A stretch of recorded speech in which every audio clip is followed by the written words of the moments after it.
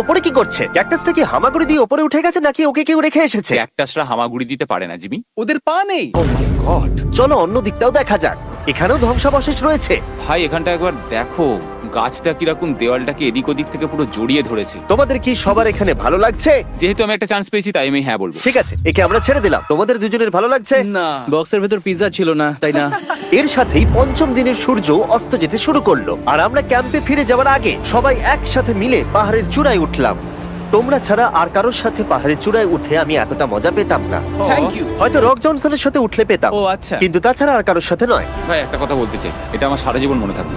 হ্যাঁ, আমারও। আমার মনে হচ্ছে এই দৃশ্যটা আমাদের পরিশ্রমকে সফল করলো। ক্যাম্প পরিষ্কার করে দিয়েছি, বৃষ্টির থেকে বাঁচার জায়গা হয়ে গেছে, নারকেলের জল আর খাবারও তৈরি, আর জলও যথেষ্ট আছে। অন্ধকার হয়ে আসছে, মানে আমি বলতে চাইছি এতটা দূরেও দেখা যাচ্ছে না। আমি জানি না যে ওরা এই মাউন্টেন পেরিয়ে অন্ধকারের মধ্যে জঙ্গল দিয়ে কি করে নিচে নেমে আসবে। এটা তো রাত্রে আরো বেশি ভয়ানক।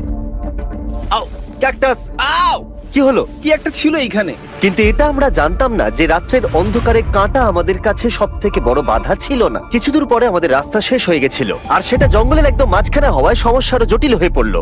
আমরা এখন কোথায়, এবার কোন দিকে যাবো আমরা? জানো আমি তিনটে রাস্তা দেখতে পাচ্ছি, এদিকে একটা রয়েছে আর এইদিকেও একটা রাস্তা রয়েছে। মানে তুমি তুমি কি নিশ্চিত ঠিক তো? বলছো? কোন দিকে যাবো? আমার সেটা মনে হয় না। সবাই আমার পিছনে এসো, আমি একটা র্যান্ডম ডিরেকশন চুজ করছি। দাঁড়াও, আমার মনে হচ্ছে লেফটে যেতে হবে। ও, না না, এদিকে? রাইটে যেতে হবে। আরে বৃষ্টি পড়ছে। সেদিন হয়তো আমাদের ভাগ্যটা বেশিই ভালো ছিল, কারণ রাস্তা হারানোর সাথে সাথে বৃষ্টি পড়তেও শুরু করে দিল। তুমি ঠিক জানো তো এদিকে যেতে হবে? জিমি, এদিকে আমরা এসো। কোথায় যাবো? আরে আমি বলেছিলাম লেফটে যেতে। এই চ্যান্ডেলার, আসো আমার সাথে। চ্যান্ডেলার, তুমি কতটা আমি শিওর? 10% শিওর যে এদিকে যেতে তোমার হবে। মনে হয় না 90% বেশি ভালো? তুমি 90% শিওর? তাড়াতাড়ি করো, আমরা অচেনা পাহাড়ের উপরে দাঁড়িয়ে আছি। চলো, বৃষ্টি পড়ছে। এখন চলো, আমরা কি চলো। করব সেটা আগে ঠিক করতে হবে। কি জানি, ও ভাই আবহাওয়া কিন্তু খুব খারাপ। পা পিছলে যাচ্ছে কিন্তু। আমার মনে হয় না আমরা এই রাস্তাটা দিয়ে এসেছিলাম। ও, আমি এক্ষুনি পড়ে যাচ্ছিলাম। আমাদের ভাগ্য আর কত বেশি খারাপ হবে। বৃষ্টির মধ্যে আমরা পথ হারিয়েছি, তার সাথে আরেকটা চিন্তাও আমার মাথায় ঘুরছে। তোমাদের মাথার উপরে পৃথিবীর সব থেকে ভয়ঙ্কর গাছ রয়েছে। বৃষ্টির জল এই গাছ বেয়ে তোমার গায়ে পড়লে ত্বক পুড়িয়ে দিতে পারে। সবাই ডেথ অ্যাপেল সাপ থেকে সাবধানে থেকো, কারণ বৃষ্টি হচ্ছে। এখন আমরা কি করব? দেখো এই গাছের জল যেন গায়ে না পড়ে। ও ভাই, আমি 100% শিওর যে এটা একটা আপেল গাছ। তার মানে আমরা কাছেই আছি। আমরা সঠিক পথে হাঁটছি কিনা জানি না, কিন্তু এটা জানি আমরা ক্যাম্পের কাছেই আছি। এই দেখো বালি বালি। দেখা যাচ্ছে। Thank আমরা God. চলে এসেছি। ক্যাম্প কিন্তু ওখানেই আছে। সেনকে ভয় পাওয়ানোর একটা চান্স আছে। এটার কি আমরা অ্যাডভান্টেজ নেব? হ্যাঁ, অবশ্যই। ওকে,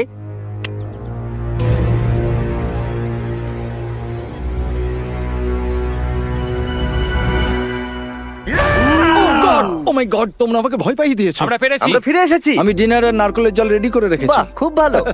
সবাইকে চিয়ার্স। ও, এটা টেস্ট তো নারকেলের মতো। ট্রেকের পরে আমরা খেলাম, আমরা স্নান করলাম, আর গা মোছার সময় আমরা প্রাণ ভরে আকাশের তারা দেখলাম। কারণ সমুদ্রের মাঝখানে থাকার সময় তোমার মনে হবে তুমি যেন অন্য কোনো গ্রহেতে চলে এসেছো। কিন্তু অপ্রত্যাশিতভাবে রাত্রে এমন কিছু হতে চলেছিল যার ভয় আমরা চ্যালেঞ্জের শুরু থেকেই পাচ্ছিলাম।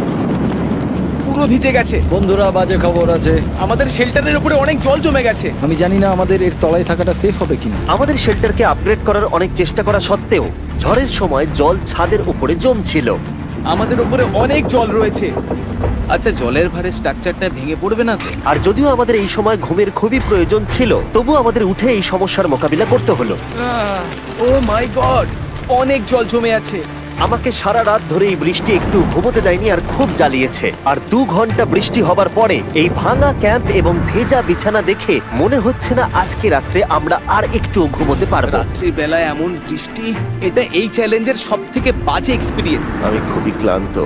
আশা করব খুব তাড়াতাড়ি সব ঠিক হয়ে যাবে। আর যদিও আমাদের অবস্থা খুবই খারাপ ছিল, তবুও অপেক্ষা করা ছাড়া আর কোনো উপায় ছিল না। আমি মিথ্যে কথা বলবো না, গত রাত্রের বৃষ্টি খুবই ভয়ানক ছিল। আমি জানি না এত ঠান্ডা আমার কখনো লেগেছে কিনা। জানি না। তুমি আজকে কি করতে চাও নোলান? জানি না, কিছু করতে ভালো লাগছে না।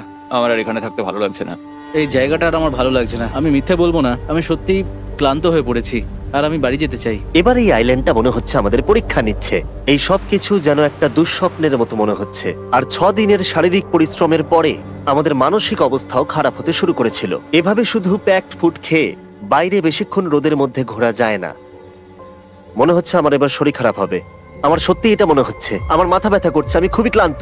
এটা পরিষ্কার যে আমাদের কিছু কঠিন পদক্ষেপ নিতেই হবে যদি আমরা এই চ্যালেঞ্জটাকে কমপ্লিট করতে চাই। আমি একটা পিচ কোবলার খুঁজছি। আচ্ছা, তুমি কি পিচ কবলার খুঁজছো? এই দেখো, আমি একটা পেয়েছি। তাই সবার মুড ঠিক করার জন্য আমরা সবাই মিলে ক্যান্ড কোবলার খেলাম ব্রেকফাস্ট। দারুণ খেতে। হ্যাঁ, দারুণ খেতে, হ্যাঁ। সত্যি ভালো। আর এই আনঅর্থোডক্স ব্রেকফাস্টের সাহায্যে চ্যান্ডলার খুশি হয়ে গেছে। আমরা আবার আগের মতো হতে শুরু করলাম। নোলান, ভাই তুমি তো সোজা গাছে মারলে। আর এটা ডিসাইড করে ফেলেছিলাম যে আমরা 6 নম্বর দিনটা কিভাবে সার্ভাইভ করব, একে অপরের সাথে মজা করে। এটা তো খুব গরম। আর আমি অনুভব করতে শুরু করলাম যে যদিও আমরা অনেক কষ্ট সহ্য করেছি, আমরা পৃথিবীর সবথেকে ভারী সিট কেন বেছে নিয়ে এলাম। এই পুরো ট্রিপটায় আমরা অনেক মজা করেছি, সবাইকে cheers। অনেক অ্যাডভেঞ্চার ছিল। এরকম মুহূর্ত পাওয়া খুবই কঠিন। আর যখনই আমার এই চ্যালেঞ্জের কথা মনে পড়বে, তখন হয়তো খারাপ সময়গুলোর কথা মনে পড়বে না, যতটা ভালো সময়গুলোর কথা মনে পড়বে। জায়গাটা বেশ ভালোই।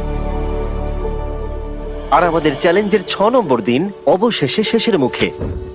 আমরা আমাদের এই আইল্যান্ডের শেষ রাত সেলিব্রেট করছি একটা বড় আগুন জ্বালিয়ে। এখানে বসলে অনেক বেশি তাপ লাগছে, হ্যাঁ আমি ঘুমিয়ে বেশি বড় হয়ে গেছে। কালকে সকালে আমরা ঘুম থেকে উঠলে আমাদের চ্যালেঞ্জ শেষ হয়ে যাবে।